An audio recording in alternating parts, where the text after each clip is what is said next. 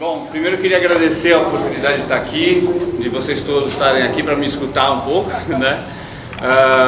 Eu vou falar um pouco da minha história, da minha relação com o esporte ParaQuest, tá? A todo momento que vocês tiverem alguma dúvida, que tiver alguma coisa que vocês queiram perguntar, não hesitem, pode perguntar, não tem problema nenhum. A gente está aqui para realmente ajudar e, como a Cláudia falou, fomentar o nosso esporte, né? A ideia que a gente tem é de realmente ter cada vez mais atletas e abrir esse mundo do ParaQuest, do esporte, para todo mundo. É lógico que o meu lado aqui eu vou contar um pouco da minha vida do esporte em alto nível, né, que é a ponta da pirâmide. Mas o que a gente fez hoje, está fazendo hoje esse fim de semana aqui, e o que todo mundo quer fazer é realmente ter cada vez mais gente fazendo, para ter mais gente chegando ao topo da pirâmide lá no final, né? Então, eu tenho 37 anos, em 2015 eu tive uma meningite bacteriana, né? Fiquei 3 semanas no coma e tudo isso, e saindo do coma tive que sofrer amputações. Então, eu sou amputado as 2 pernas no meio da tíbia, né? Que é por aqui, para quem não sabe, para visualizar um pouco, e as minhas mãos. Eu já era cavaleiro profissional, já fazia parte da equipe, enfim, estou desde a minha vida toda montando e fiz parte do adestramento, né? Fui morar na Europa e tudo isso. E quando isso aconteceu, é lógico que é um baque, né? Que você fala, como que você vai seguir? Eu queria continuar montando a cavalo. E naquela época eu tinha 2 cavalos que talvez eu ia começar a fazer as seletivas para os Jogos do Rio, que iam começar ali em agosto, e eu fiquei doente em agosto de 2015, né? E aí logo em seguida a gente... Obrigado. E aí logo em seguida a gente decidiu, eu estava com a minha mãe no hospital, eu falei, não, quero fazer, os Jogos do Rio vão ser uma vez no Rio, acho que nos próximos 500 anos não vai haver, talvez tenha de novo. Então, para mim, que sou brasileiro, era importante tentar participar. E naquela fase que você fiquei muitos meses no hospital, e quando você está no hospital e você quer sair daquilo, acho que também foi um escape ali para mim, foi uma saída, para sair daquela situação que você não sabe onde você está, né, direito. E se vai dar certo, como vai ser sua vida, tudo tem que reaprender, estava reaprendendo a andar, estava reaprendendo a lavar, enfim, tudo. Então eu acho que foi uma saída importante. Eu acho que o cavalo e o esporte em si tem essa magia, assim, né? Conversei muito com atletas de outros esportes nos jogos, e algumas histórias são muito parecidas. Você usa do esporte para poder se projetar, né? Para você poder continuar, e foi o que aconteceu comigo. Então eu tive muita sorte que por uma amiga minha francesa que me cedeu o cavalo na época, né? Porque também tinha aquela coisa, tinha quase morrido 4, 5 meses antes, e eu estava querendo voltar a montar e fazer prova e classificar para os jogos. Então ninguém acreditava muito, e fui atrás, e ela me emprestou o cavalo. Ela acreditou, falou, não, se você acha que dá, eu te empresto o cavalo. Era uma pessoa que eu conhecia há muitos anos, e foi assim que a gente começou naquele ano de 2016, que foi super corrido, mas acabou dando certo, né?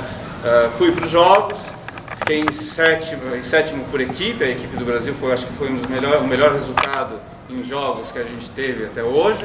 Fiquei em 10º individual, que eu fiquei bem feliz, porque pelo primeiros jogos e tudo, eu tinha acabado de chegar no esporte ParaQuest, apesar de ser um cavaleiro já do adestramento, é lógico que você tem que fazer um nome, tem todo um processo a ser feito, né?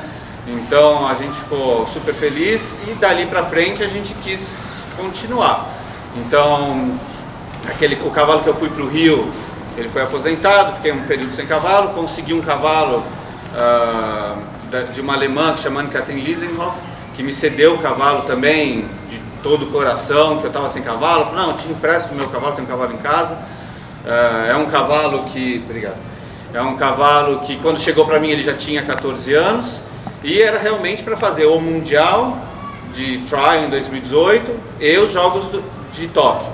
né? E que deu super certo. E a Anne-Catherine é uma pessoa que me ajudou muito por ela ser do cavalo. Ela foi campeã olímpica em Seul em 88, a mãe dela foi a primeira mulher campeã olímpica de adestramento também, então ela tinha essa noção do que a gente precisa, que eu acho que é o que a gente precisa formar também. Acho que quando a gente fala de alto nível, mesmo de qualquer nível que você comece, você precisa ter essa estrutura e criar essa estrutura. Eu tive sorte de ter um cavalo bom e tudo isso, mas você também tem que trabalhar, você tem que estar lá todo dia, você tem que dar a alimentação certa para o cavalo, você tem que dar o trabalho certo, tudo, o entorno é importante, o treinamento, aonde ele mora, em que provas eu vou levar. Então, por mais que você fale, não, mas eu não estou fazendo alto nível, não tenho como agora chegar a fazer os jogos, mas como que eu vou conseguir vir aqui para a prova nacional e ter o cavalo bem, para ter um bom resultado, para eu poder me projetar, quem sabe,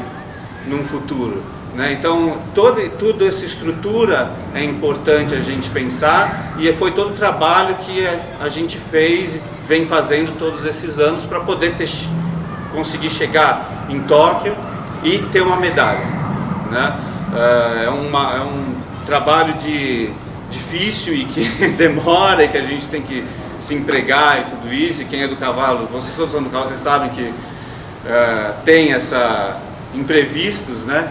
E que podem sair um pouco fora do controle, mas você ter essa estrutura, esses imprevistos e essa coisa de você falar, não deu certo, ou não sei o que, eles diminuem muito, porque você cria uma estrutura de proteção em volta do seu cavalo, a estrutura de treinamento e tudo isso, que vai fazer com que esse tipo de problema físico, problema com treinamento, tudo isso, quase não aconteça, né?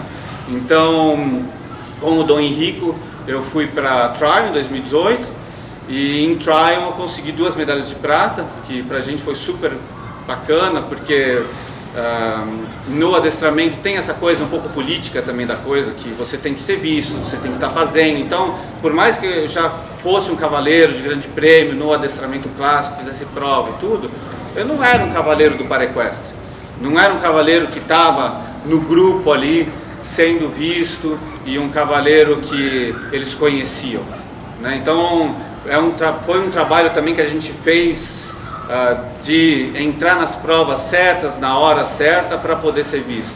Essa coisa de hoje em dia você chegar e falar, eu vou viajar e vou montar o cavalo uma semana, entrar na prova e querer ir para o Mundial e ter resultado, esquece, não vai acontecer, né? Eu acho que isso é uma coisa que talvez há um tempo atrás poderia ter funcionado, porque também o esporte era bem menor. Hoje em dia eu vi nos últimos 5 anos que eu estou no esporte o quanto cresceu o esporte, né? Então acho que tudo isso é importante a gente conscientizar, né? Então, quando eu consegui essas 2 medalhas, já te dá um elan bom para Tóquio, né? Lógico que no meio do caminho a gente teve um ano aí meio de pausa, aí você fica naquela coisa de novo, putz, como que eu vou preparar? Meu cavalo já começou a pegar idade. Então tudo isso você também tem que colocar na balança e saber se adaptar, né? Eu acho que a gente, qualquer um que tem uma deficiência ou outra, sabe que adaptar é a palavra-chave da nossa vida, é poder se adaptar de um jeito ou de outro, e com o cavalo tem que ser igual, né? Então foi o que a gente fez. Eu consegui me adaptar nesse ano de 2020 para poder continuar a ficar treinando, para chegar em 2021 e estar bem para continuar em forma para ter uma medalha. Então a gente chegou lá, e o processo todo de Tóquio foi uma coisa bem difícil, porque você se classifica, você tem que continuar no ranking, tudo isso, mas para chegar lá também para os cavalos foi difícil, né? É um processo que você está em casa, você tinha que fazer prova, aí a gente ficou quase 10 dias numa quarentena em Arren, que a estrutura é ótima, mas você está fora de casa já, né? Então você fica num esquema meio que você está quase em concurso, e treinando. Aí a gente chegou uma semana, quase 10 dias antes da primeira prova em Tóquio, para os cavalos se adaptarem, mas estava muito calor. A gente treinava à noite, então a gente teve que adaptar toda essa parte também, né? Para isso eu tenho uma estrutura boa, que eu tenho sorte que minha mãe me treina, eu tenho meu treinador alemão também hoje em dia, meus cavalos moram na Alemanha, minha irmã Minha babá, a babá do cavalo, ela sempre viaja junto com o meu cavalo é garanhão, ele é um pouco complicado para viajar, então minha irmã ela sempre viaja junto. E eu também levei uma veterinária que cuida do cavalo, que conhece ele, que não era da confederação, mas foi uma decisão minha, para chegar lá e, mais uma vez, ter a possibilidade de não ter nada fora do, ou o mínimo possível fora do controle, né?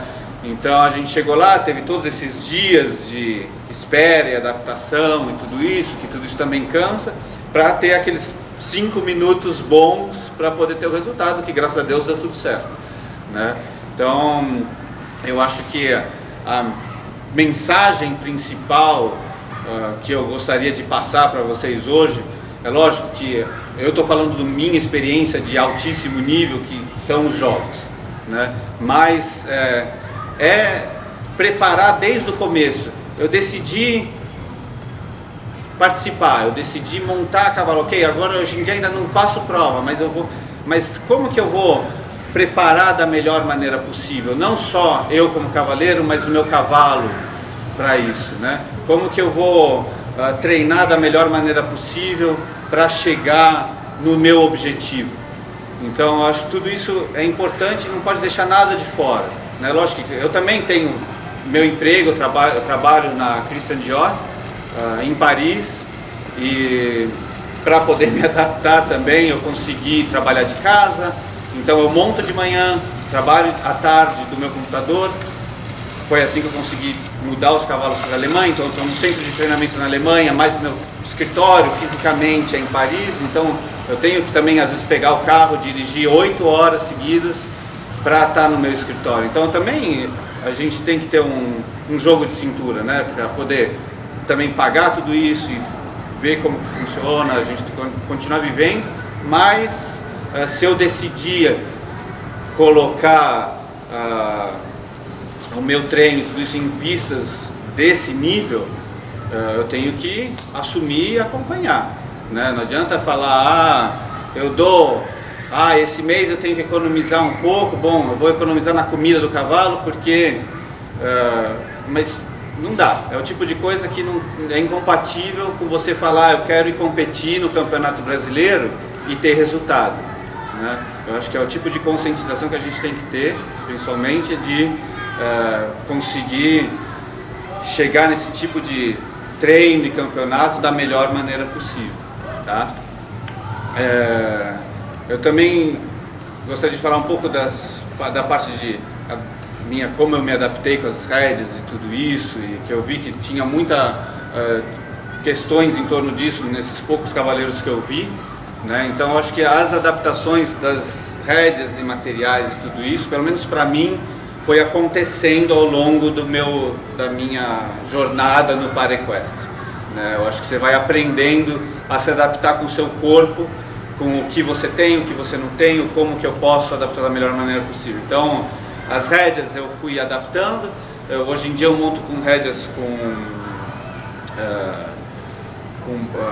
laços, né, que eu coloco minha mão dentro, então seguro pelo pulso. Mas às vezes quando eu preciso usar freio bridão, então eu tenho uma rédea que ela é especial, que ela tem o freio bridão adaptado no mesma rédea que eu seguro, só tenho possibilidade de segurar uma, né? Então eu fui adaptando e conforme o cavalo também, né? Então um cavalo mais leve, um cavalo mais pesado, então tudo isso você tem que adaptar. Olhar o regulamento, isso também é super importante, isso é uma coisa importante de todo mundo que quer participar, leiam o regulamento. Está tudo na internet, é tudo fácil. Se não acho, é só falar com alguém da confederação, manda mensagem para mim, enfim, não importa, a gente quer ajudar, mas leiam o regulamento, né? Isso às vezes tem muita dúvida e muita coisa que acontece quando chega na prova, porque não sabia, ou essa falta de informação, mas está tudo ali para ser visto para todo mundo, né? Então eu tive essa adaptação, é lógico, para as minhas pernas. Eu fiz uma prótese especial com o pessoal, os ortoprotesistas, para ter uma prótese para montar, uma prótese que eu fiz para montar, porque a minha prótese hoje em dia, eu sou amputado no meio da canela, né, mas a prótese ela vai até em cima do joelho quase. para poder segurar e andar. Só que é uma prótese de carbono, então para mim montar, putz, era um inferno, porque você fica longe, machuca e tudo. Aí enchi tanto o saco deles que eles fizeram uma prótese mais adaptada para eu poder montar. Então são coisas que você vai criando ao longo dessa jornada, assim, e aí você vai vendo, eu preciso disso, talvez esse cavalo sirva, esse cavalo não sirva. Também tem essa história de tem cavalos que vão servir melhor e que se adaptam a certos tipos de deficiências e outros, por mais que você queira, não vão se adaptar, né? Então isso é mais para os profissionais que estão acompanhando os atletas. É importante você também ter essa sensibilidade de poder procurar o cavalo certo para o seu atleta, né? Ele pode ser o melhor cavalo do mundo, mas se ele não jogar o jogo e se adaptar a uma certa deficiência, não vai funcionar. Meus cavalos, eu sei, por exemplo, para mim, hoje em dia eu não tenho a possibilidade, quem me olha não vê, mas eu não tenho essa possibilidade de ter essa força toda na perna e poder ter o cavalo. Para eles tem que estar nas ajudas. E não são todos. Quantos cavalos eu experimentei que não funcionou? Porque eles não estavam nas ajudas. A gente, é lógico, em toda, mesmo com perna ou sem perna, você quer ele o mais fácil nas ajudas possíveis, mas a ideia realmente é ter ele o mais próximo e o mais adaptado para o seu tipo de deficiência. Tem uma coisa que não todos aceitam, os meus cavalos demoraram um pouco para aceitar, o próprio Dom Henrique, eu no passo alongado na prova, eu não tenho tempo de tirar a mão da rédea, deixar ele se alongar para diminuir. Eu tenho que pôr o meu corpo para frente. Então quando chega na hora do passo alongado, eu tenho que pôr meu corpo para frente. E isso é uma coisa que os cavalos demoram um pouco para se adaptar, porque eu saio do meu centro de equilíbrio, do meio, que ele tem costume, que a vida inteira foi montado assim, para ter meu corpo todo debruçado em cima do pescoço quase, né? Então tudo isso demora um certo tempo.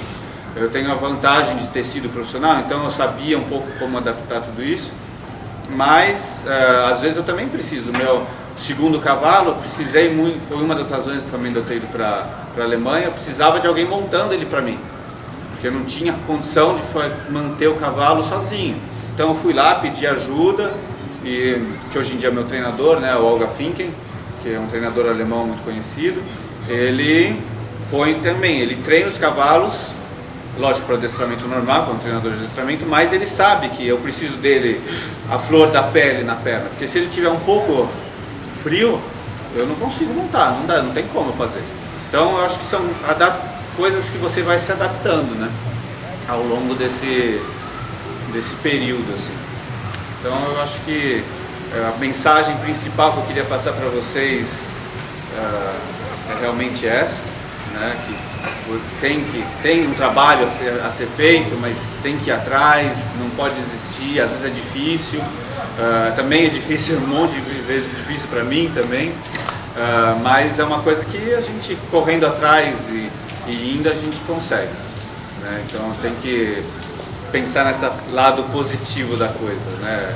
É difícil para todo mundo. Eu também estou num período hoje em dia que o meu Dom Henrique também está ficando mais velho e eu vou ter que trocar. Só que vocês imaginam que no nível que eu estou com ele hoje em dia, para eu achar outro assim e que tem esse casamento e que a gente consiga estar nos 80% internacionalmente, que é o que eu faço hoje em dia com ele, a maioria dos cavalos que eu subo, você fica naquela coisa, putz, será que eu vou conseguir chegar ali, né? Mas faz parte do jogo, e a gente está procurando e está vindo, então tem que procurar, às vezes não é esse cavalo, é um outro. Não, só tenho esse, então a gente se vira, mas como eu posso adaptar esse cavalo para fazer a melhor maneira possível, né? Então eu acho que a ideia, realmente, a mensagem principal é essa, é se adaptar, é poder seguir em frente, e por favor, façam prova, vão atrás, perguntem, não tem pergunta que é feia ou que não saiba ou que não... Não, a gente está todo mundo aí para isso, a gente quer ajudar e a gente quer que o nosso esporte funcione, né? Que tenha cada vez mais gente. Decidi que eu vou entrar em prova, eu quero ser um atleta, eu quero montar a cavalo. Aonde que a gente começa? Na classificação funcional. Porque para escolher o cavalo, para o treinador saber o que fazer com cada um dos atletas, ele tem que saber que nível de treinamento ele tem que dar para o cavalo que tipo de cavalo que ele pode escolher, quais são as limitações reais daquele cavaleiro, até onde ele pode forçar a barra com aquele cavaleiro. Para isso, inventaram um negócio chamado classificação funcional. Certo? Então vamos lá. Qual a finalidade? Tornar as competições justas. Ou seja, nós vamos fazer uma classificação funcional, dividir esses cavaleiros em 5 categorias, tá? De tal forma que cada categoria tem uma justiça de competição dos cavaleiros entre si. Tá? Isso é fundamental, porque senão a gente vai ter um cavaleiro com muita lesão, um cavaleiro com pouca lesão entrando na mesma prova, não seria justo. Então tem que ser separado em graus. Então a grande diferença do adestramento convencional para o adestramento para equestre é justamente essa divisão em graus. Tá? Isso é fundamental para a gente poder pensar em treinamento, pensar em escolha de cavalo e o treinador saber o que fazer com cada um dos cavaleiros. Tá? Essa deficiência ela pode ser motora, sensorial ou intelectual, desde que o diagnóstico principal seja ou sensorial ou motor. Definição da classificação funcional. Declaração de um fato. Eu não estou fazendo julgamento da habilidade daquela pessoa. Quem vai julgar a habilidade é o juiz durante uma competição e não o classificador. O classificador estabelece um fato. Existe uma deficiência X e a real limitação é Y, eu posso forçar meu cavaleiro até esse ponto. Certo? Então essa é a função da classificação funcional. Ela não vai fazer o julgamento de habilidade. Portanto, eu posso fazer uma avaliação de um futuro cavaleiro e não alguém que já seja um cavaleiro. Tá? Então, quanto mais precocemente fizer essa avaliação, mais chance tem de fazer o treinamento da forma mais correta. Já fomos. Eu pedi para não demorar muito, tá? Porque na verdade todos que são cavaleiros hoje em dia já passaram por esse processo. Então a gente está só esclarecendo aqueles que vão começar, os treinadores e o público em geral, porque às vezes o público está assistindo uma competição, mas porque aquele cavaleiro está competindo com outro cavaleiro, eu acho que ele deveria ser tal grau, deveria ser tal grau. Em cima do cavalo, gente, a coisa muda.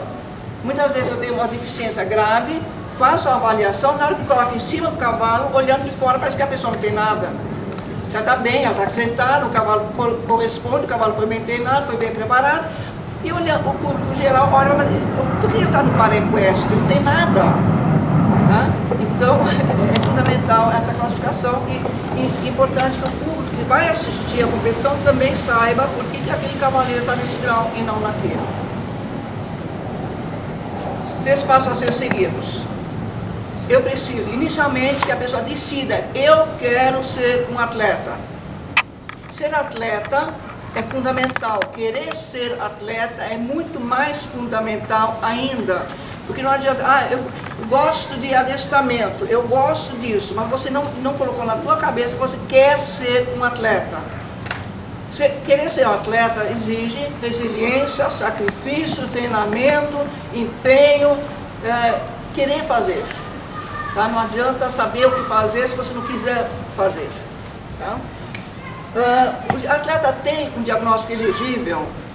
Não é qualquer diagnóstico que torna a pessoa um futuro para-atleta. Então tem algumas patologias que, por mais que eu ache que isso me tornaria um para-atleta, não me torna um para-atleta. Eu estou velha, eu ando meio coxa, ando meio curvada, ando com dificuldade, isso não me torna um para-atleta. Então, a idade não é uma patologia, é uma consequência de ter vivido. E palminha para quem consegue. Tá? Isso não torna ninguém um para-atleta. O atleta tem comorbidade que restringe a prática do esporte.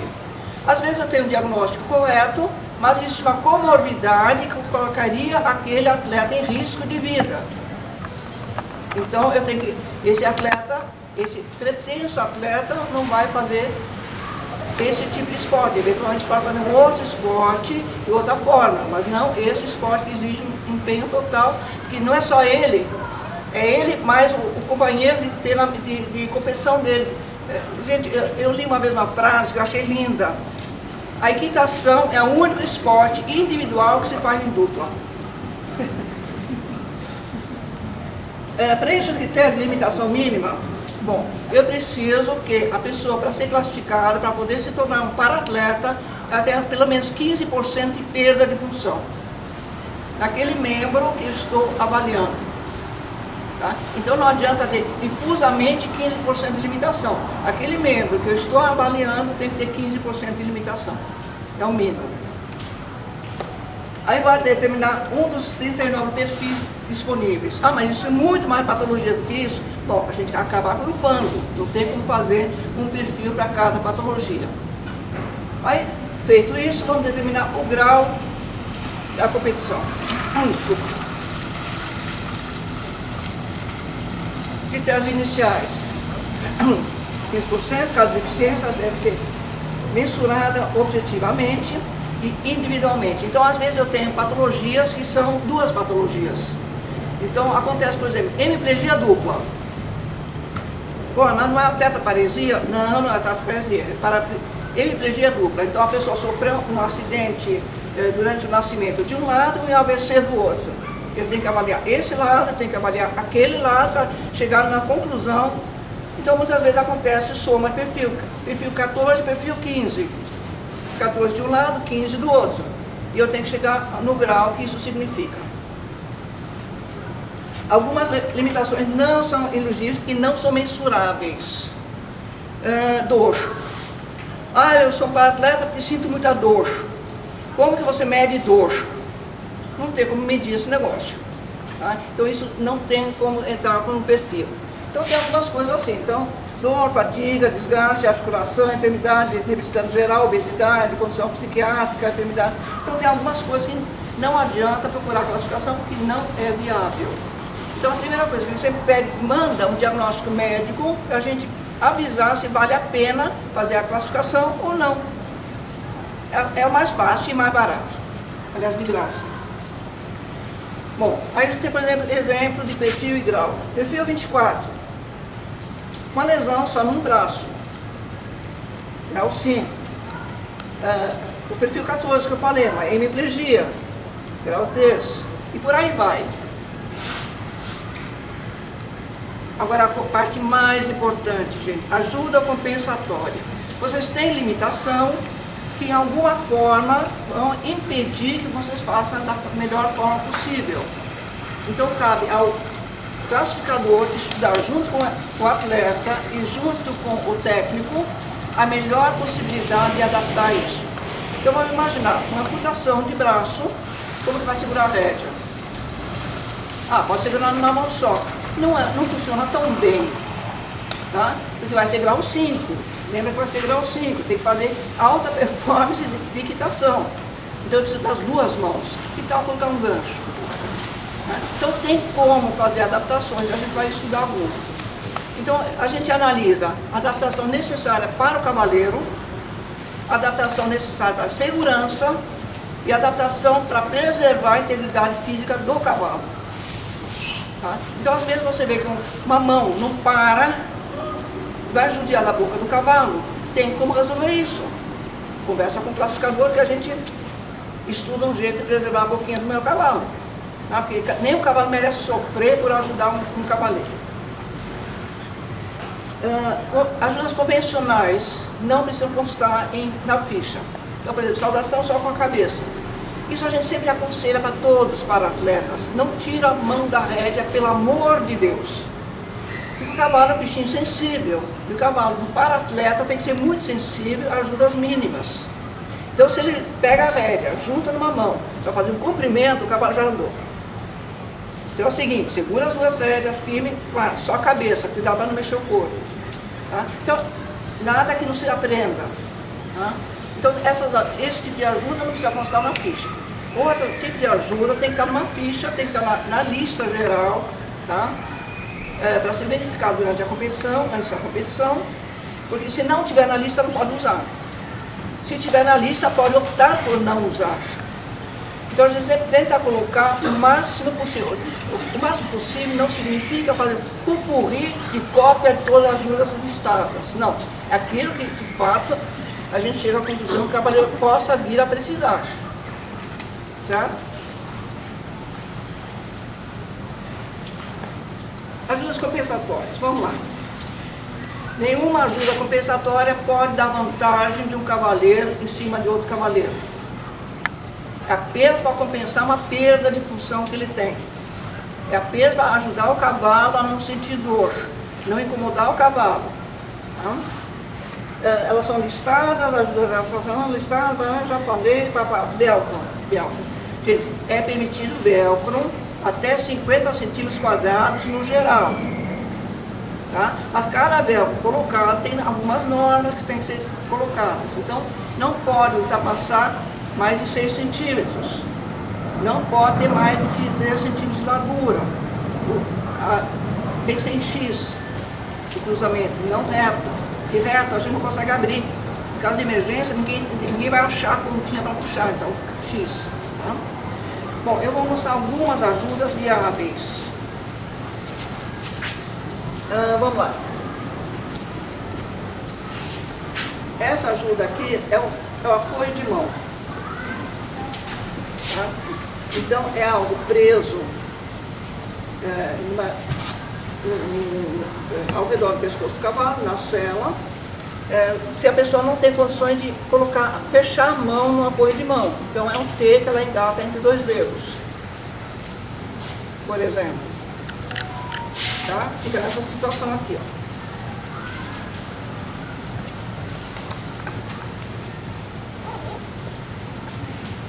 Nós temos rédeas especiais. Então a gente tem de asa, a gente tem um loop que a gente viu bastante aqui. Tá? Em que momento a gente usa isso? Esse aqui. Quando a pessoa não vai mudar a posição de mão. É uma posição fixa. Tá? Então, aqui tem uma regulagem, isso aqui corre ao longo da rédea até a posição correta para aquele cavalo e para aquele cavaleiro. Porque às vezes o cavaleiro está em cima de um cavalo que tem o pescoço mais comprido, esse negócio não está fixo, tem que regular para essa situação, mas ele não vai mudar a mão aqui. Essa aqui, existe a possibilidade dele mudar de mão de um loop para outro. Tá? Que é mais comum. Outra rédea bastante comum para o hemiplégico é o bastão de ligação entre as duas rédeas. Ele usar uma mão só e não ter que segurar a rédea junto. Se ele segurar a rédea junto, numa curva para a esquerda, ele vai fazer isso e na verdade vai puxar a rédea oposta.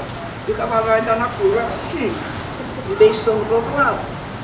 No bastão não, ele vai com o punho usando a rédea direta.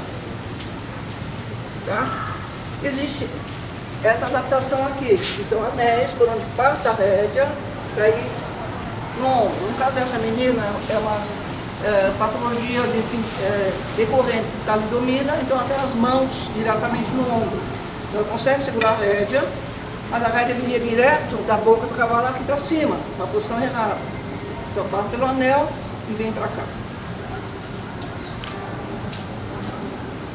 Fixação permitida. Lora barrigueira, estriba barrigueira. Isso não é opcional. Tá? Se eu coloco que é lora barrigueira, não pode colocar estriba barrigueira. Tá? É um ou outro. Isso é definido pelo grau, pelo perfil. Tá? Elástico. Tá? O velcro. Está dando para enxergar daí? O velcro. Tá? Então são algumas fixações que são permitidas. Tá? Para que a gente usa esse tipo de fixação por cima da coxa? É principalmente no paraplégico, tá?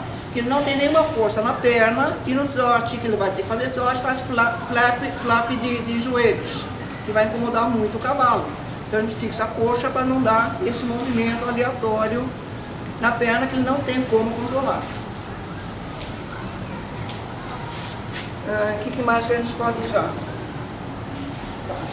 Ele não se pode nunca prender a perna à barrigueira. Tá? Então eu posso prender na sela, desse jeito, tá? Para evitar esse movimento. Aí a gente tem a adaptação de célula. Aqui está esse gancho que eu falei, de uma amputação de braço, tá? Então está metade do braço, tá? Então eu tenho um gancho adaptado, é o copinho como se fosse uma prótese, esse gancho para enganchar no loop da rédea.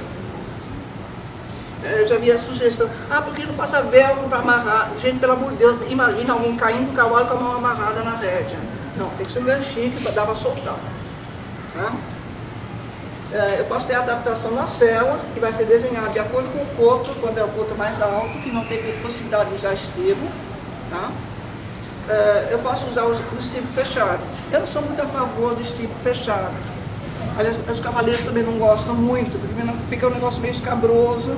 Eles gostam de mostrar que eles são capazes de ser iguais a todo mundo. Então o elástico é a melhor opção. Passa pela ponta do pé, passa por baixo do estribo em 8 e prende no calcanhar. Agora eu vou mostrar para vocês uma adaptação de rédea que eu vou sugerir para a Andréia. É um software. O que é o software? Aqui é a rédea e aqui é um elástico que faz esse loopzinho na rédea. E fica bem, aqui está na rédea dupla, tá? Na rédea bifurcada. Para que serve isso? No movimento aleatório de braço, isso não judia da boca do cavalo. Tá? Então dá uma folga feita por um elástico, que se o cavaleiro tem um movimento muito brusco, não machuca o cavalo. Outra sugestão que daria para o primeiro que voltou é um software de mão. Tá? Então a rédea limitada perto da sela para não fazer isso. Tá? Então elástico também, tá? Que limita um pouquinho esse movimento aleatório aqui em cima. Depois a gente conversa sobre isso. Funções do classificador. Isso aí é importante, gente. Todo mundo sempre acha que o classificador é aquele cara que fica em casa, faz a avaliação do atleta e sumiu. Não. A gente faz a avaliação ou antes da competição, ou o mais longe possível da competição, mas na competição a função do classificador é fazer a listagem de todos os inscritos, com perfil, grau e ajudas permitidas, que vai ser distribuído para o juiz, para o steward e ficar com o classificador. Para a gente controlar o que a pessoa está usando durante a competição. Outra função é a observação do cavaleiro montado. Tá? Foi o que eu fiz hoje aqui. Tá? Então, olhar se aquela classificação é compatível com aquilo que eu estou vendo a cavalo. Tá? Então, durante toda a competição, a gente tem uma lista de coisas que tem que ser observadas. É chato pra caramba para fazer, é difícil pra caramba para fazer. A mão durante o espado adentro age da forma correta, a perna está, ou seja, item por item, músculo por músculo, que a pessoa está usando durante a equitação. Então, em geral, a gente coloca o TENI da gente para fazer essa partinha mais chatinha. Por isso que é importante que o classificador, além de ser fisioterapeuta, tenha conhecimento equestre suficiente para saber o que está olhando. Outra função que a gente tem é observar o cavaleiro numa situação informal, por exemplo, comendo, andando, conversando com os colegas. A gente pega muita mazela desse jeito. Onde foi no VEG, na França, tinha uma menina que a gente tinha feito a classificação, eu, uma outra classificadora, e ela não tinha flex de pé, então aquele pezinho bem caído. E a gente observando ela no dia a dia, a gente estava sentado do lado de fora do restaurante, ela estava debruçada na mureta, e põe o pezinho para cima, põe o pezinho para baixo, põe o pezinho para cima, põe o pezinho para baixo, põe o pezinho para cima, opa, pode voltar, classificar. E como assim ela consegue colocar o pé na muretinha se o pé é caído? Então, infelizmente, acontece essas coisas que a gente considera má apresentação. A gente não chama de mentiroso, tá? É má apresentação. O que mais que nós temos aqui? Bom, então, antes do início de uma competição, a gente sempre pede para a organização nos mandar a lista de todos os inscritos. para a gente poder fazer essa listagem para ser distribuída. O juiz tem que saber o que está olhando, o steward tem que muito saber o que está olhando, em geral o classificador fica junto com o steward durante a competição para trabalhar juntos. Tá? Então, o classificador auxiliar o steward na inspeção das ajudas compensatórias, observação do atleta em situação de borderline. O que é o borderline? É aquele atleta que é quase o grau seguinte. Então, isso aí, não é que o classificador errou, é que o cara está tão pertinho que se eu colocar ele no grau superior, estou prejudicando os outros atletas. Porque ele está assim no limite daquele grau inferior. Coloco ele no grau superior, ele vai estar melhor que os outros atletas. Se eu coloco ele no grau inferior, ele está sendo prejudicado. Então o borderline a gente tem que observar com muito cuidado no dia a dia. Durante o treino, ajudar a minimar dúvidas sobre as ajudas permitidas. Então a gente está sempre disponível a discutir as ajudas. O que mais que eu posso colocar para o teu atleta? O que mais você acha que você precisa?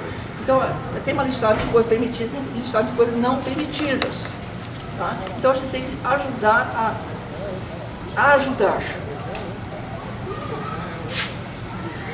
Foi avaliado de acordo com o que está sendo observado. Tá? Então muitas vezes a gente vê coisas que não dá. Quem pode ser o classificador? Fisioterapeutas e médicos, acabou. Só fisioterapeuta e médico, desde que tenha conhecimento equestre adequado. Não adianta ser um ótimo fisioterapeuta e nunca montou um cavalo. Então a gente sempre dá preferência para fisioterapeutas que tenham feito adestramento em algum momento da vida deles. Tá? Ou pelo menos saibam olhar o adestramento. Ah, por que não tambor e o... Nesse caso, sim. diga uma pergunta. Está dizendo que a pessoa tem que ser médico ou fisioterapeuta? É, um ou outro. Um ou outro. Aí você diz assim, de preferência que seja alguém que subiu no cavalo. Quando você fala isso, eu posso supor, vamos dizer, eu leigo, tá? Não necessariamente eu tenho que ter subido no cavalo. Eu sou obrigado a ter montado na minha vida, ter uma vida equestre, para eu ser classificador? É uma pergunta sim, só. Classificador sim. É obrigatório? Sim, sim. Todos os classificadores da FEI montam cavalos? Ou já montaram num dia? Sim. Tá bom. Porque no Então, juiz, porque o juiz não é... subiu no cavalo, não vai Por exemplo, ser classificador. por que para o juiz isso não é tão fundamental? Ele sabe que ele está olhando ali. O classificador, se ele não sabe qual músculo que tem que ser utilizado, se ele nunca experimentou, ele não sabe qual músculo tem que ser utilizado. Como que eu vou saber que o espado-adentro eu preciso coxa, preciso assento, preciso Então é obrigatório, isso que eu quero dizer. É obrigatório. Então é importante. É obrigatório. Tá? Obrigação. Tá? Então isso torna muito limitante. Por isso que, por exemplo, a nível internacional são 20 classificadores. A nível nacional aqui no Brasil, por enquanto, Deus quiser, a gente vai ter mais Sim, tem a Maiara que fez curso, um curso e tá fazendo mas é isso. difícil de achar. Sim. É difícil de achar. Porque além disso a pessoa tem que estar disponível, a pessoa tem que querer fazer, ela vai, mas ela ganha dinheiro. Não, isso não dá dinheiro suficiente para ninguém se manter, não. Você vai fazer isso paralelamente para ajudar os atletas, ajudar a confederação e por aí vai. Tá? Então, infelizmente, não é um negócio para a gente sobreviver. Participar de curso oficial para classificadores, instituído pela Federação Nacional, ser aprovado no exame que consta de classificações não válidas para a competição. Então, toda a classificação que é feita durante o curso não vale como classificação. Acompanhar o classificador. Como o classificador termine durante algumas competições oficiais nos 2 anos subsequentes ao curso de formação. Por exemplo, a Maiara é minha TNI. A gente vai fazer observação, essa observatória. Não está valendo para ela, de mais ter classificação. Então, ela tem que participar de classificações, não só de observação. E se manter atualizado. Aqui a gente teve agora o fórum, você participou da parte dos classificadores também. Então você viu. Isso é uma questão internacional, queria focar na questão nacional. No nacional a gente não está nesse nível maluco ainda. Temos que focar. Sim, com certeza. Mas assim você está vendo para onde está caminhando. Claro que a nível nacional a gente está, como a nível internacional é uma coisa, a nível nacional é outra, a nível de competência e por aí vai, tá? Legal. Muito obrigado. Deixa eu só fazer uma parte, no final a gente abre para as perguntas de todo mundo. Eu gostaria que nós gostaríamos, agora, vamos abrir no final, tá? Para as perguntas que forem cabíveis. Só um minutinho, Rodolfo, descansa mais um pouquinho. Agora quem vai falar rapidamente, só para dar um briefing, tá certo? A gente tá de certa forma abrindo a parte de paraequestre para o pessoal do Enduro, né? Enduro paraequestre, que já existe na realidade, né? E a CBH está em tratativas da gente colocar dentro do paraequestre da CBH. Então eu gostaria de ter um representante do Paraenduro. Em breves palavras ele vai dizer mais ou menos como é que funciona o Paraenduro, só para vocês terem uma noção, e aí a gente volta com o Rodolfo, com os vídeos e finalizamos, ok? Por favor, Eric, né? Eros, perdão. Eros Spatalis. Isso. Vamos lá então. Pessoal, boa tarde. Sou lá do sul do Paraná, inacreditável, viemos passar frio em São Paulo, né? Hoje, o calorão que a gente estava passando aí esses dias, a chuva abençoada. Então, primeiramente, eu gostaria de agradecer a Cláudia Mesquita pela oportunidade hoje de manhã a gente fazermos uma reunião muito produtiva e pela oportunidade de estar fazendo uso da palavra agora. Desde já desejo sorte e sucesso na diretoria do Paraequestre, conto conosco.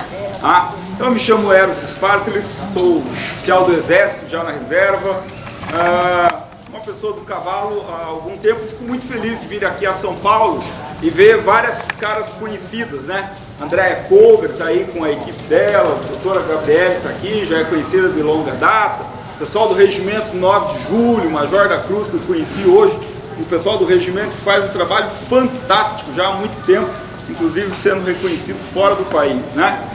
Bom, eu vim aqui à frente hoje, né, falar um pouquinho sobre o Paraenduro. Nós temos aí a Andréa, que já participou de competição nossa, né, em 2019, quando tivemos o último campeonato brasileiro do Paraenduro. Então, esse esporte no Brasil, ele já é praticado há 11 anos. Então, nós já temos uma história de pessoas com deficiência montando a cavalo, fazendo trilhas, né, o que nós chamamos de Paraenduro. Nós já fizemos 7 campeonatos brasileiros, então fizemos Campeonato Brasileiro no Paraná, onde somos pioneiros, somos os precursores, né? Já fizemos em Minas Gerais, em São Paulo, e a ideia é que isso seja cada vez mais divulgado no Brasil e fora do Brasil. Em 2017, nós levamos uma delegação brasileira para fazer uma apresentação em Portugal, então fomos em 16 pessoas, né? 16 para-atletas. Isso chamou muito a atenção da comunidade que estava lá participando desse campeonato internacional de Paraenduro.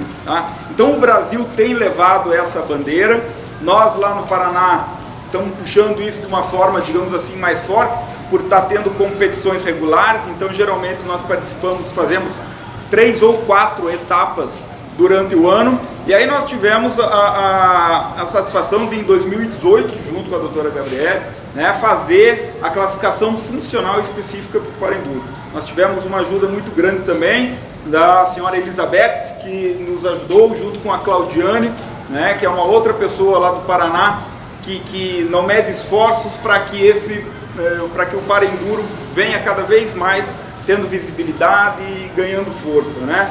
Então nós temos uma história já aí de 11 anos dessa modalidade, e eu acredito que quando nós falamos em esporte paraequestre para o Brasil, né, um país que tem dimensões continentais, nós devemos ter muita gente boa, muita gente com possibilidade de virar para-atleta em centros de ecoterapia. O Brasil tem mais de 450 centros de ecoterapia espalhados por aí, né? Imaginou se a gente conseguisse um para-atleta de cada centro, já ia ser muito para-atleta. Então, o objetivo, né, e eu vejo isso nas palavras da Cláudia, que está assumindo uma importante diretoria com uma baita responsabilidade, né, no esporte paraequestre, e que tem a cabeça aberta para isso, para que a gente divulgue cada vez mais, para que de repente os técnicos, as pessoas do cavalo possam observar naquele praticante de ecoterapia uma possibilidade de tornar ele um para-atleta. São coisas totalmente distintas, né? Mas que a gente possa observar isso de repente a minha opinião, né, é que os centros de ecoterapia são celeiros potenciais para futuros para-atletas, tanto no para-dressagem, como no para-enduro, como no para-tambor, como no para-rédeas, né, e tantos outros esportes que possam fazer com que as pessoas com deficiência possam estar participando. Eu acredito que o Brasil tem uma grande chance, e quando nós vemos aí medalhistas, né, paralímpicos está representando o Brasil, a emoção é diferente. Então tá aqui com o Scala, que é uma pessoa que com certeza vai puxar muita gente, vai estar se espelhando na experiência dele, né? Isso dá uma visibilidade enorme, principalmente para crianças, né, que de repente nascem com algum tipo de deficiência e se espelham num para-atleta e falam, poxa, eu quero ser isso aqui, eu tenho condição, né, de chegar lá na ponta e ser medalhista. Então, a nossa modalidade, o para-enduro, ela está à disposição de todos, né, juntamente com a CBH.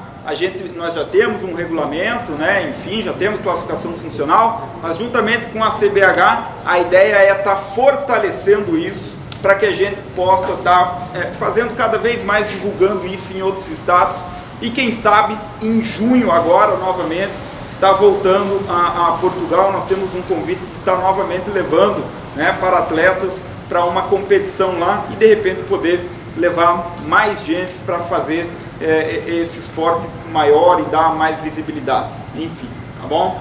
Agradeço as palavras, Cláudio, e fico à disposição de todos aqui até o final da tarde também. Tá bom? Obrigado. O Rodolfo vai mostrar alguns filmes agora para dar algumas vídeo, não? umas noções das provas de para-equestre. Eu vou mostrar 2 vídeos, um meu, que eu acho que é um exemplo bom, e depois de tudo que a gente falou, eu acho que eu não tenho melhor exemplo. Eu não tenho o vídeo, na realidade, eu queria muito ter mostrado o vídeo dos jogos, mas na realidade é super chato de conseguir o vídeo, eu consegui, mas tem todo um problema de direitos autorais, enfim.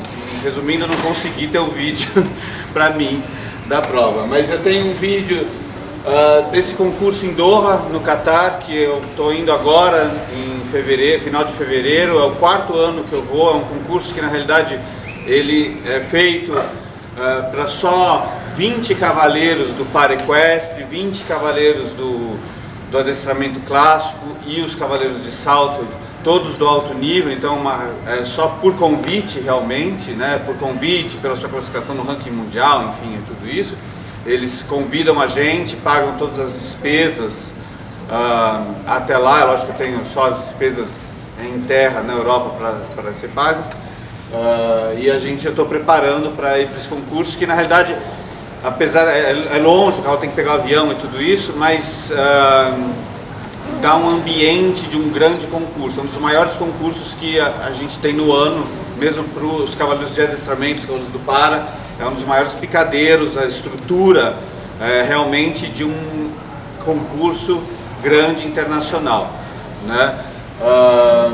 Aproveitar para falar também que quando a gente vai para esse tipo de concurso, igual eu falei antes, é toda uma preparação, né? Então os cavalos já estão agora, a gente já recebe todo um memorando, uma coisa para exames e tudo isso. A gente tem toda uma preparação a ser feita dos cavalos para irem para esse tipo de concurso, principalmente quando é fora, né? Chegando lá é um esquema bem legal assim, porque a gente chega, eu tenho 2 dias de folga, o cavalo passa, a gente tem inspeção veterinária, né? Como todo concurso internacional, a gente tem inspeção veterinária, e eu tenho 3 dias de prova, e os cavalos voltam logo em seguida.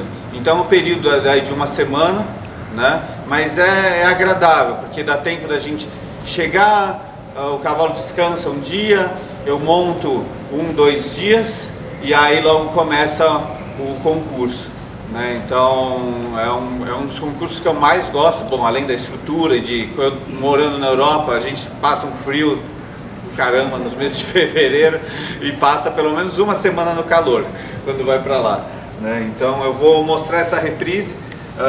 A única coisa é que eles gravaram essa minha reprise tá com um delay, a música não tá exatamente de como eu estava escutando na hora que eles colocaram a música depois aqui no vídeo, mas dá para ter uma ideia. E aí depois eu vou mostrar um outro cavaleiro que eu gosto muito, que é um cavaleiro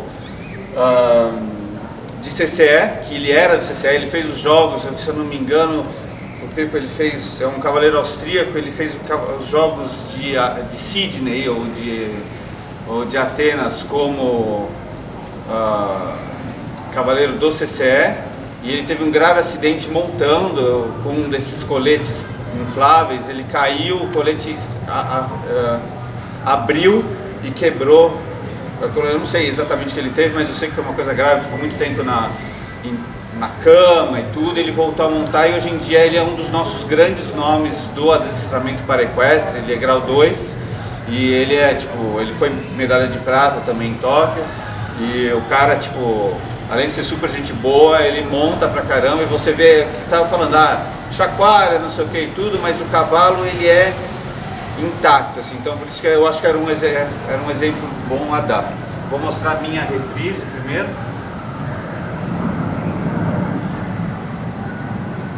Eu espero que funcione. Não sei se tem som. Favourites for victory. And we're delighted to welcome a man who hails from Sao Paulo, Brazil. Based now in Paris as the events manager for Paris's famed fashion house Christian Dior. Good luck, Rodolfo Vizcarra Buarque. His beautiful gifted Chamfort owned 18-year-old stallion, the son of Don Federico. Don Enrico is the last to start. Brazil.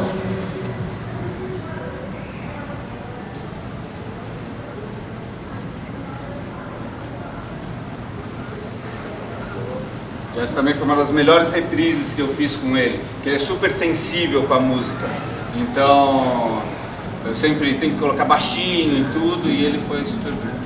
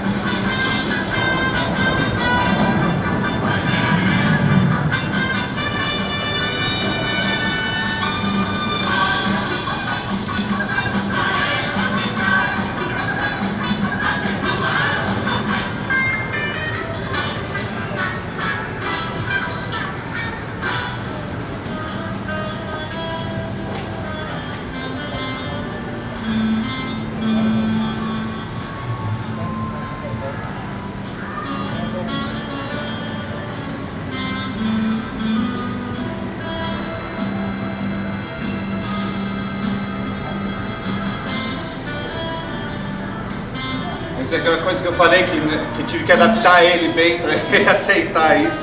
E isso demorou um pouco mais. E hoje em dia, uma das minhas melhores notas realmente é do passo. Nos jogos eu tive 9 de passo. Então é onde eu ganho muito ponto. E aí mas ele demorou certo período para se adaptar para isso.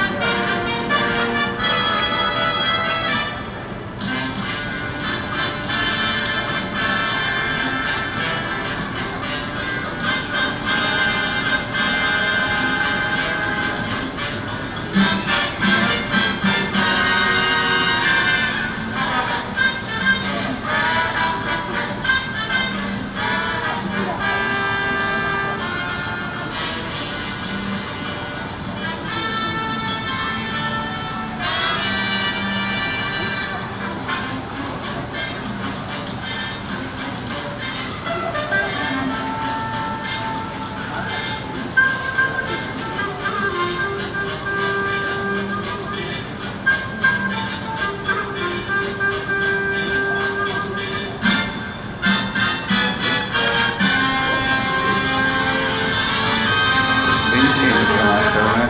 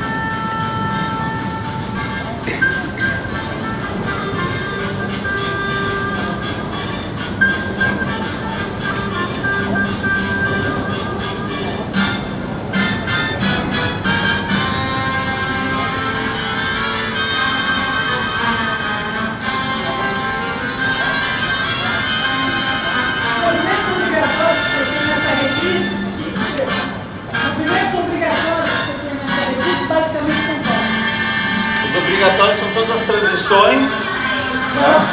Galope, trote, galope, espada dentro, tudo que é apoio, isso entra como artístico na realidade.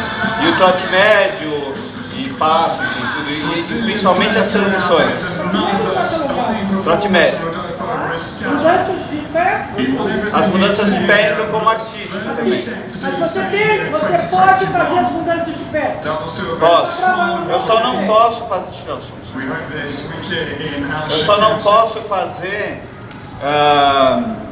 O que eu não posso fazer são linhas A3 e A4. Tanto é que como entra aquela dificuldade, eu ponho assim, né?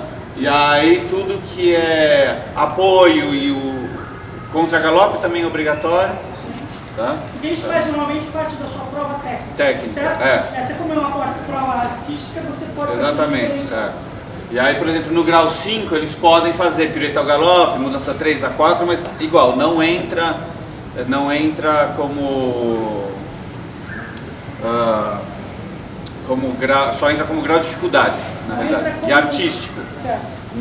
Mas você tem que fazer bem, porque se eu tenho uma dessas mudanças que não dá certo, abaixa a minha nota no final. Porque você tentou, mas deu errado. Pois é, não adianta também fazer e fazer mais ou menos. Né? Às vezes, então, por exemplo, para essa reprise aqui, eu tive de média final, tive 82%, tá? 81, 200 e pouco. Então é uma média boa. É uma média que na realidade é a média que a menina que ganhou a Paralimpíada ganhou com essa média. Média de medalha. Você diria que hoje em dia as médias de medalha, os 3 primeiros colocados nos Jogos Olímpicos estão oscilando de 70 e pouco para cima? Mas você tem que fazer em praticamente todos os graus, você tem que estar acima dos 73%. No meu grau, por exemplo, eu fiquei em segundo com 75 por aí. O terceiro lugar ficou em terceiro com 72,5. Então nós temos que pensar, para efeito de medalha, 73 para cima praticamente. E equipe, então, você tem que ter pelo menos 3 cavaleiros que estejam fazendo, tem que ter um que faça 76, 77, mas para ter pelo menos, por exemplo, nos Estados Unidos ficou com bronze, muito apertadinho, mas ficou com uma média de 73 73,74%, média de equipe. Acho que seria interessante você dizer como é que composta essa equipe de grau. Então, as nossas, a equipe do Paraequestre, na realidade, você é composta nos jogos também, você leva 4 cavaleiros, tá? Desses 4 cavaleiros, em todos os graus, né, grau 1, 2, 3, 4 e 5, obrigatoriamente um desses 4 cavaleiros tem que estar no grau 1, 2 ou 3. Tá? Não adianta uma equipe ter 4 cavaleiros no graus 4 e 5, não forma equipe, né? Então, por exemplo, nos jogos a regra é um pouco diferente, porque na realidade só 3 cavaleiros montam, a nação leva 4 cavalos, 4 conjuntos, só que só 3 cavaleiros montam a reprise por equipe, né? Nos jogos mundiais esse ano funciona um pouco diferente. Os 4 cavaleiros, se você tem uma equipe, montam a reprise por equipe e os 3 melhores resultados entram em conta, né? Mas obrigatoriamente tem que ser constituído por pelo menos um cavaleiro de grau 1, 2 ou 3. Vou ver se eu acho aqui o repo que eu queria mostrar para vocês, porque ele realmente é interessante. Porque quando você vê ele realmente tem bastante problema. Edu, você falou que leva 4 cavaleiros. Não tem possibilidade de um em cada grau, 5 cavaleiros? Aí depende da nação. Não, 5 não. São só 4. Não, tá, mas individual pode? Não. Não? São só 4. E aí, por exemplo, depende do sistema de classificação para os jogos ou para o Mundial, né? Então, por exemplo, para os jogos o Brasil não tinha equipe, porque a gente não classificou por equipe, pelo ranking mundial. Então só tinha eu e o Sérgio que classificamos individualmente. O Sérgio era grau 1, eu era grau 4. Mas você só pode levar 4 cavaleiros. Se a sua nação tem um monte de dinheiro, mas isso acontece muito raramente, eles levam reserva, que não monta, não faz prova e tudo, mas é muito gasto para você levar uma pessoa que provavelmente não vai montar. Então, normalmente leva-se 4 conjuntos quando você está classificado por equipe para um campeonato desse. E individualmente, de toda maneira, você precisa ter pelo menos 2 internacionais com 2 reprises acima de 62%, que hoje em dia eles querem mudar, porque a gente fala que acaba chegando em campeonatos muito grandes conjuntos que não estão no nível muito aquém de nós que estamos na ponta ali, né, dos 3 primeiros lugares, que a gente gira em torno entre 75% e 80%, e às vezes na mesma prova tem cavalos que estão fazendo 60%, 61%, porque eles classificaram no próprio país fazendo 62%. Então, hoje em dia a FEI quer mudar um pouco isso, mas isso é uma coisa que eles estão trabalhando, mas hoje em dia a regra é você tem que fazer 62% e aí depois é a sua nação que tem que te levar. As vagas não são individuais da pessoa. Por exemplo, eu e o Sérgio, a gente conseguiu as vagas na época pelo ranking, só que a vaga é do Brasil, a vaga não era minha, Rodolfo, né? Se, por exemplo, aconteceu um piti com o meu cavalo e não pôde ir, não sei o que, mas o Brasil tinha vaga, tinha outro cavaleiro daquele nível para o Brasil que estivesse com a pontuação feita, poderia ser levado esse outro cavaleiro. A vaga não era minha pessoal. Pode perguntar. Os juízes, eles são juízes normais? Não, os juízes são juízes que eles são juízes de adestramento, porque na hora que julga o adestramento normal, né? Eles não entram, por exemplo, não entra em conta a deficiência. O juiz vai lá, ele julga o adestramento, ele não vai julgar, vai ter, o grau 1, a gente com mais deficiência, ele é um pouco mais bonzinho do que o grau 5, julga igualzinho o que ele está vendo, ritmo, contato, enfim, toda aquela história. Mas dos juízes do Paraequestre, eles têm que, lógico, ter uma formação especializada para o Paraequestre, mas de base eles são juízes de adestramento. Agora está feio igual, ela está querendo que tenha mais juízes, então acaba que eles estão também querendo mudar isso para que tenham mais juízes interessados em fazer o ParaEquestre e que nos cursos internacionais também tem um lado ParaEquestre para ter essa formação mais rápida, porque tem muitos juízes que são juízes 5 estrelas na Europa de adestramento e que não podem julgar o ParaEquestre porque eles não tiveram essa formação, mas eles estão querendo fazer um processo mais rápido, para às vezes tem um juiz que 4 ou 5 estrelas de adestramento, eu quero julgar o ParaEquestre, e aí ele vai, é lógico, tem um curso, tem toda uma regra a ser feita, mas eles estão querendo fazer cada vez mais fácil para a gente ter mais um quadro de juízes maior, porque mesmo internacionalmente a gente tem esse problema de ter um quadro de juiz um pouco restrito, assim, tem poucos oficiais, se você vai ver. Então acaba que nos grandes campeonatos a gente é sempre julgado por quase os mesmos. Então para nós como cavaleiros não é muito bom. Então você falar, a premiação do ParaEquestre não é montada. Não, nossas premiações são sempre a pé, porque eles acham que realmente é perigoso, tudo, e você tem que manter igual para todo mundo. Então você não pode dar uma diferença do grau 1, que seria mais perigoso ser uma premiação montada, para o grau 5, que o pessoal do grau 5, é lógico que tem muito mais controle. Mas você não pode ter uma premiação montada, desmontada, então todo mundo é a pé e normalmente o cavalo campeão ele entra em pista na mão.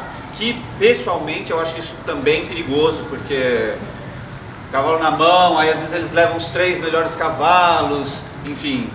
Eu não sou muito de... Às vezes eu ia preferir que fosse montado do que fosse na mão, mas... Rodolfo, como é que é a inspeção veterinária? Inspeção é igualzinho a inspeção do adestramento.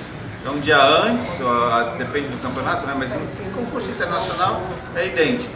Você tem a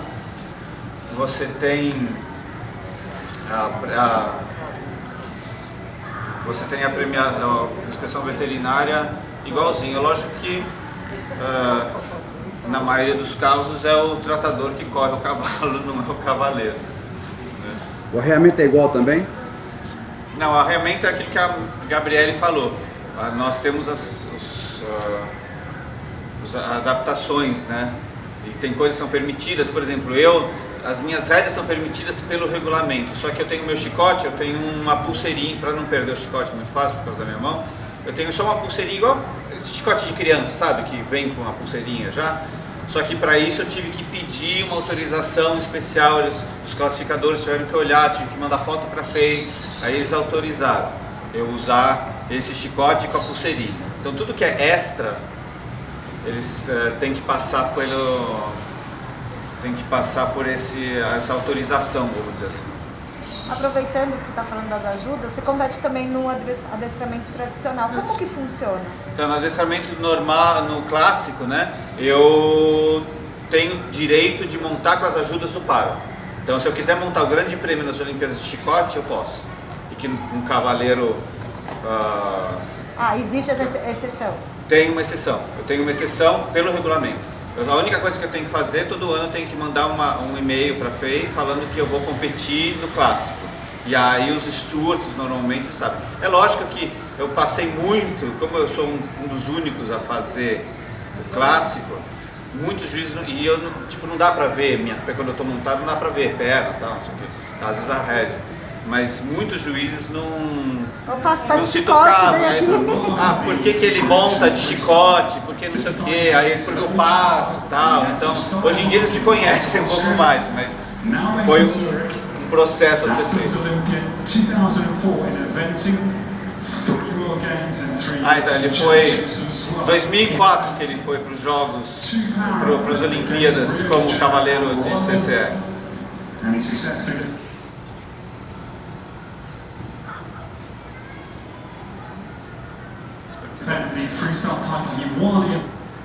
E tem isso também, os cavaleiros do meu grau não, a partir do grau 4 não, mas até o grau 3 alguém pode acompanhar o cavalo em torno da pista, mas ele não pode segurar na rédea. É isso, né, Ron? Mas você pode ter alguém acompanhando para ter essa segurança, enfim, e ficar próximo também da pista.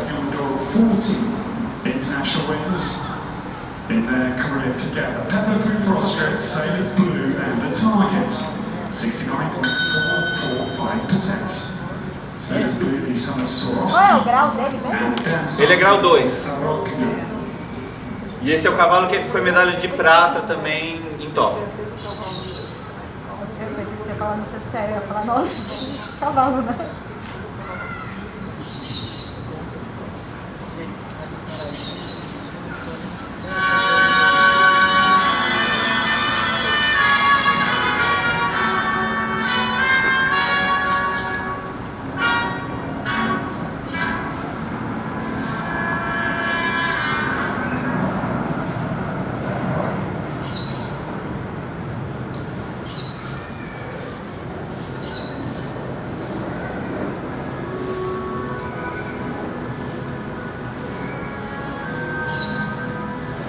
E aí você vê o interessante de ver, é lógico que ele é o melhor do mundo, mas a qualidade do cavalo, né? A qualidade de passo, a qualidade, tudo isso hoje em dia é super importante. Você não tem mais no Paraquest, muito raro você ver nesse nível de prova um cavalo que seja mais ou menos fazendo esse. São cavalos que, mesmo no adestramento clássico, estariam também no alto nível, né?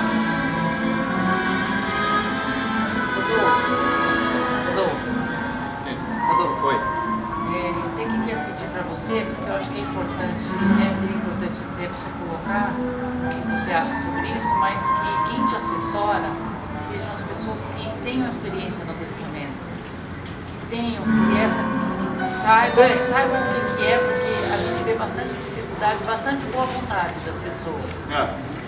E que as pessoas, não sei, eu penso que as pessoas poderiam procurar as pessoas do adestramento.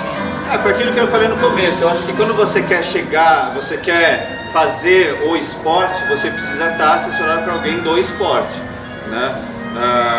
Não adianta você querer fazer essa coisa de ter alguém e aí tem que procurar ajuda, né? Você tem que procurar alguém que seja do adestramento. Por exemplo, meu treinador, ele não é um treinador do Paraquest, é um treinador de adestramento, entendeu? E aí sou eu que tenho que falar para ele também, olha, eu tenho que me adaptar mais aqui ou ali, né? Bom, aproveitando que você falou do treinador, eu queria saber se quando ele vai treinar o teu cavalo, ele usa o mesmo gesto motor que o teu. Por exemplo, o exemplo que você deu de colocar o cavalo alongado o passo, ele faz a mesma coisa que o cavalo alongado o passo? Às vezes faz, eles treinam. Para que o cavalo vá... Porque ele vai sistematizando, né? Freestyle, como é que você faz para Montar? montar a reprise? Primeiro você tem que ver quais são os movimentos obrigatórios da sua reprise, né? No momento que você tem os movimentos obrigatórios, você tem que montar uma reprise que é lógico que seja o mais fácil possível, porque o juiz não vai ter o papel na frente dizendo o que você vai fazer. Ele tem os movimentos obrigatórios ali, mas tem que ser claro para o juiz o que você está fazendo, né? Obrigado. E aí depois você, em cima disso, com o seu treinador, você faz você monta uma reprise. Essa reprise depende de cada grau, de cada reprise, enfim, você tem um tempo, né? Eu acho que normalmente gira, então depende da reprise, acho que é 4,5 a 5, 5 a 5,5, enfim, por aí. E quando você tem essa reprise montada, você grava, pelo menos eu faço assim, grava a reprise e aí você faz a música em cima da reprise montada, né? E não ao contrário. Mas você vê, eu acho impressionante porque ele mexe, ele tem pouco controle do corpo dele, porque ele não tem força e tudo. Na perna? Oi? Ele não tem velcro aí na perna? Na perna não. Não, eu digo nem na barrigueira. Tem, na barrigueira ele tem uma coisinha que amarra o lobo. Mas a mão dele, tudo, né, aquela coisa servando, e o cavalo não se mexe, mas isso é igual, é um treino. Mas ele, por exemplo, é um cara que só ele monta os cavalos dele. Ele tem alguém que monta um pouco, às vezes a mulher dele, enfim, que monta, mas ele me falou, e o tratador dele falou pra gente também, só ele monta os cavalos dele, né? Eu também gosto muito de só eu montar os meus cavalos, ou alguém que conheça muito bem esse sistema. Por exemplo, Dom Henrique, a única que tem direito de subir nele é a Vitória. a minha irmã, que ela sabe como que ela vai ter que lidar com ele para eu poder montar depois. Tanto é que eu posso vir para cá fazer esse tipo de coisa e ela tá lá trabalhando o cavalo, né? Mas ele é impressionante porque você vê, ele faz a reprise e é tudo muito preciso, né? Então, isso é também uma coisa de treino, você ter essa precisão no desenho e aí você põe qualidade, é o que vai dar a diferença.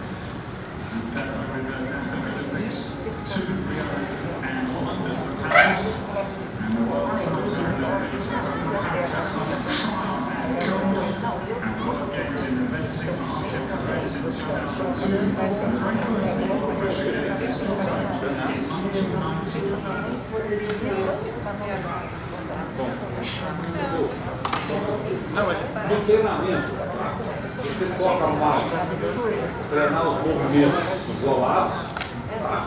Ou você foca mais a treinar a reprise?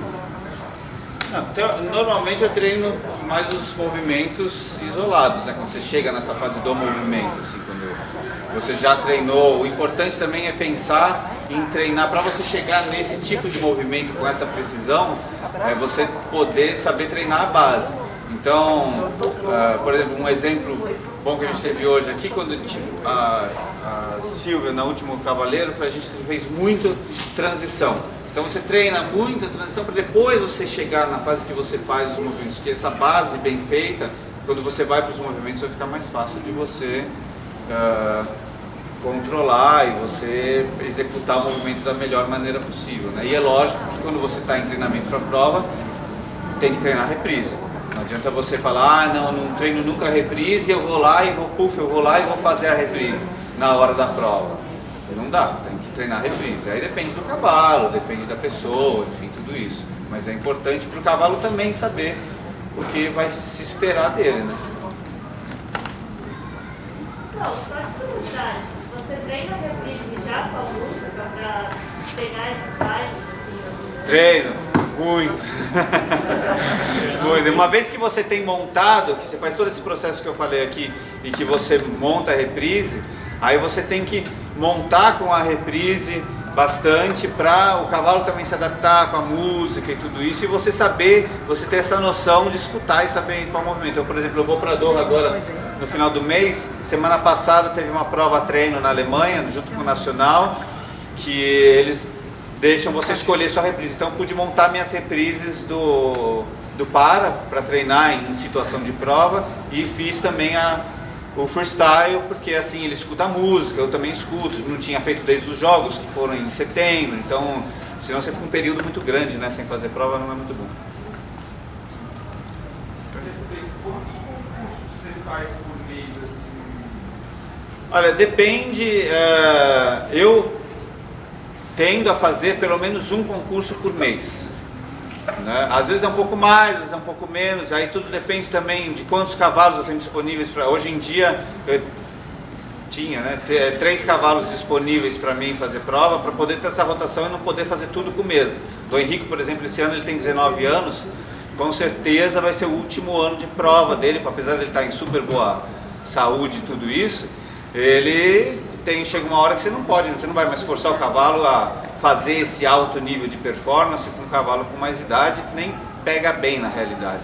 Você levar um cavalo com 20, 21 anos para fazer esse tipo de concurso, né? Então, aí depende muito como o cavalo se adapta, mas eu gosto de fazer pelo menos 1 a 2 concursos por mês, quando dá. Mais alguma pergunta, alguma coisa? Mais algum questionamento? Para a Gabriele também, que falou. Alguém tem alguma pergunta, alguma dúvida? Eu tô velha, surda, não tô falando em alto. Eu tenho uma pergunta. Qual é a fronteira, né, o limite entre ajudar o cavaleiro e não ser perigoso no caso de um tombo? Tipo, quando você mostrou aqueles ganchos da mão, ou mesmo amarra a mão, o quanto fácil ela sai se tiver um tombo? Dá pra você abaixar a máscara para fazer a pergunta? Não, abaixar a máscara eu não abaixo, mas eu falo alto. Fala mais alto. Não, eu quero saber qual é o nível, até onde a ajuda vai de segurar o cavaleiro num nível de segurança para se ele cair, não ficar amarrado. Então, quando você falou do velcro, eu entendo que o velcro solta. Agora a mão. A mão não pode ficar amarrada, a perna não pode ficar amarrada. Tudo solta fácil? Nada pode prender ao cavalo. Tudo solta então, fácil. Aquele velcro, ele tem uma aderência X que você coloca o dedo e puxa, tem que abrir. Mais alguma pergunta, pessoal? Eu tenho uma pergunta. Quando você fala de deficiência intelectual, ela necessariamente tem que estar atrelada a uma deficiência física. O que te levou a querer ser um para-atleta é a deficiência física. Mas atrelado tem, por exemplo, uma baixa memória, você não consegue fazer a sequência de memória desses 4 exercícios, então ele dá uma ajuda a mais, que é o comando, e lê a reprise para a pessoa, sempre com costura do lado, para não falar nada mais do que está escrito na planilha. Tá? Mas a deficiência principal tem que ser a física. Bom, pessoal, queria só falar algumas palavras antes de fazer os agradecimentos finais. Essa nova gestão da Confederação Brasileira de Hipismo, independentemente de quem esteja na diretoria, o foco dela é fomentar o paraequestre no Brasil e manter todo o apoio que a gente sempre deu e sempre estará dando, tá, ao pessoal que está competindo internacionalmente. Então o foco da presidência, vice-presidência, de toda a diretoria é o fomento. Nós vamos, como nós estamos fazendo isso aqui agora, foi essa clínica que só tenho a agradecer ao Rodolfo que se disponibilizou para isso e abriu novas fronteiras para a gente. Nós faremos várias clínicas, tá? Com diversas pessoas, há um interesse em se realizar cursos de juízes, treinadores para os atletas, tá certo? Então a ideia é fomento, nós vamos mexer nesse Brasil, tá? Justamente para a gente possibilitar ter um número maior de para-atletas e no futuro a gente ter cada vez mais gente para poder, vamos dizer, representar o Brasil lá fora, né? Hoje a gente tem atletas maravilhosos, que é o Rodolfo, é o Sérgio, que também já está pré-classificado para o Mundial, temos os outros para-atletas que vão tentar as observatórias agora, em março nós teremos observatórias em São Paulo, Minas Gerais e Brasília, então fora isso, a ideia realmente é fomentar. Então nós estamos abertos à gestão da confederação, toda a diretoria, tá? Toda a presidência, a vice-presidência, todo mundo está aberto, de braços abertos, para receber o pessoal e fomentar isso.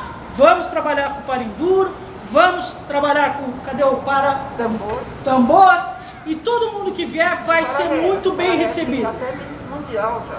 Oi? Para-redes. Exatamente, para-redes, nós estamos abertos a escutar, vamos, obviamente, temos que padronizar, a nossa base da regulamentação é a FEI, mas a regulamentação da FEI, muitas vezes em todas as modalidades, a gente sabe muito bem que tem que se adequar a seus países para que eles possam crescer e depois a gente vai lá para frente para os internacionais.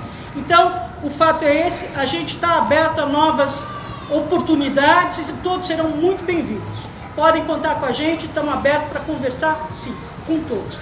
Finalmente, gostaria de agradecer muito ao Rodolfo, que se disponibilizou, topou de primeira isso, tá? Foi muito bom, acho que foi enriquecedor.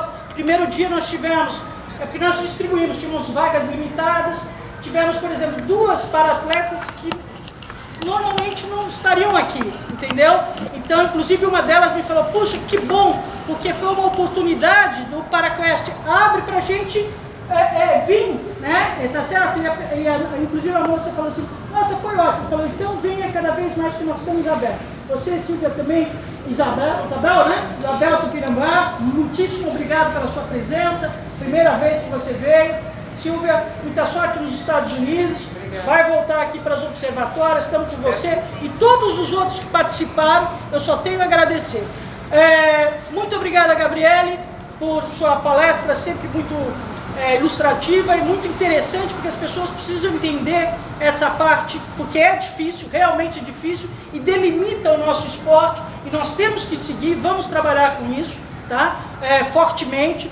Queria agradecer a Sociedade Hípica Paulista, que disponibilizou, fez de tudo para a gente. Com essa chuva aí, nós tivemos que remanejar e conseguimos, na sexta-feira, o picadeiro coberto, lá da sede principal de adestramento, pudemos fazer a clínica lá, e hoje pudemos utilizar aqui o picadeiro da escola, essa área aqui que para nós que foi excelente.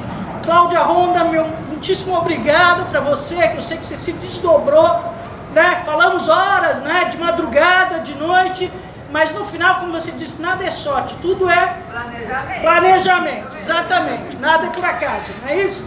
Então, meu muito obrigado. Então, quero agradecer a presença de todos e gostaria de informar o seguinte: amanhã, Rodolfo, na realidade a gente colocou tudo de tarde porque o Rodolfo tinha um compromisso no período da manhã. Como ele conseguiu remanejar, amanhã haverá clínica, em vez de ser no período da tarde, faremos no período da manhã, a partir das 9 horas da manhã, aqui neste mesmo local, ok? E só para finalizar, Eros, meu muito obrigado, perdão. Tambor? Adriana, meu muitíssimo obrigado pela sua presença, a presença de todos. E gostaria só de finalizar que nós estamos abertos. Qualquer coisa que vocês precisem, por favor, entre em contato, vamos conversar. O que for possível a gente vai fazer. O que for impossível, vamos tentar achar uma solução.